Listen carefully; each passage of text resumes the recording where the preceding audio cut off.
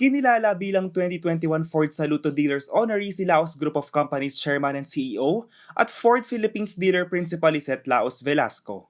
Ang naturang parangal ay inisyatiba ng Ford Motor Company upang bigyang pansin ang kontribusyon ng mga dealer partner sa pagbibigay ng dekalidad na serbisyo sa bawat Ford owner at sa kanilang komunidad.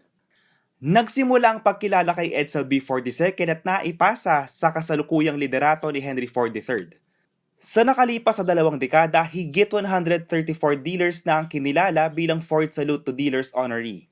Kasama ni Chairman and CEO Laos Velasco ang 5 pang dealer partners mula sa iba't ibang panig ng mundo. Sila ay pinarangalan dahil sa natatanging social contributions, philanthropic activity at community service.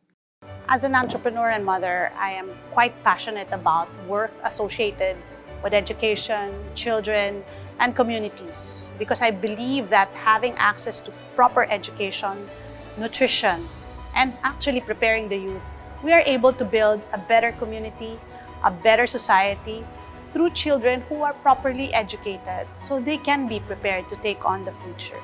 Si Ms. Laos Velasco ang bukod tanging honoree mula sa Ford's International Markets Group at ang pangalawang dealer principal mula sa Pilipinas na nanalo ng naturang award.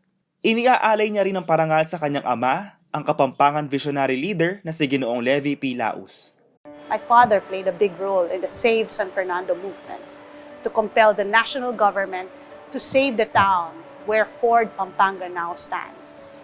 And in 1997, we reintroduced Ford through a full dealership in the city of San Fernando, Pampanga.